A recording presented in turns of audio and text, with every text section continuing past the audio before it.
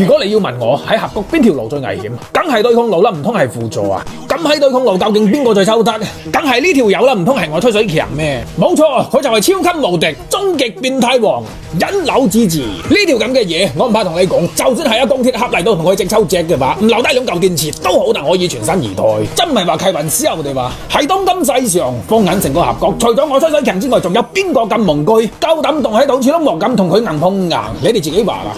不過雖然佢係峽谷最抽得嘅個，嗱我咁講，我諗大家應該冇意見啩。但我吹水強亦都係出咗名嘅硬頸，無論俾佢擊退幾次，我都係義無反顧咁衝上去。因為高手之間嘅對戰，我只有發起神勇，起勢咁衝，佢先摸唔清我嘅底細。抽唔抽得贏係另外一回事，最緊要係要用。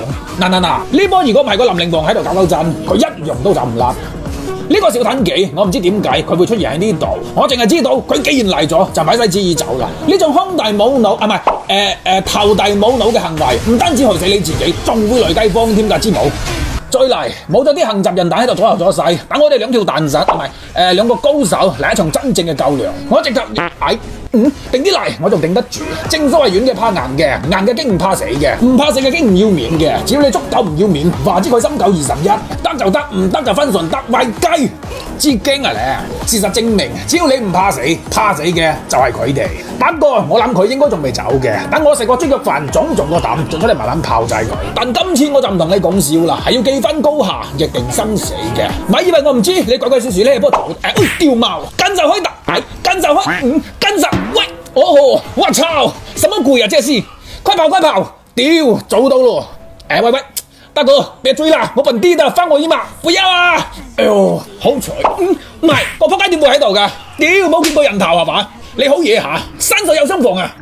嚟，你條仆街粉腸啱先咁串追住我嚟丙係嘛？但你都唔使咁得戚，可以追住我吹水強嚟丙嘅人大把，你算老幾啊？咪以為開住個盾仲厚過我面皮，我就會驚，冇用嘅，大都唔使開。吹啊！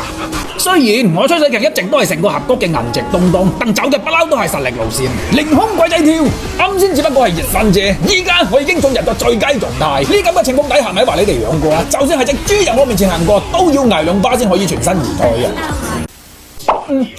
顧奔天獸啊！吹下水嘅時間高地都俾佢哋推鬼咗，呢幕真係有啲棘手啊！不過都未使驚住，雖然啱先唔知做乜鬼，俾佢哋又懟冧咗2次，但我唔怕話你知，就手水晶呢家嘢對我吹水強嚟講，我當食生菜咁噶。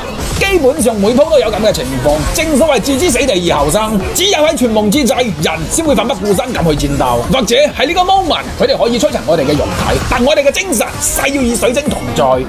喺戰鬥中，無論跌低咗幾多次，我哋依然會戇鳩鳩咁爬起身。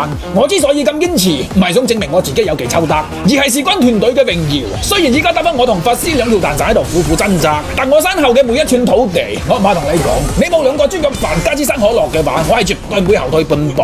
嗱，咁即係冇得傾啦。好，既然係咁，咩話？你居然大斬殺？喺傳統嘅道德觀念下，再由專業嘅角度去分析，你呢種咁嘅行為，簡直係輔助界嘅寄生蟲啊！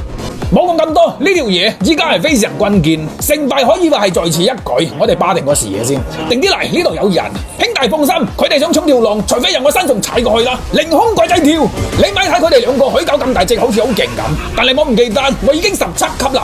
好兄弟，呢波配合簡直可以話係天衣無縫。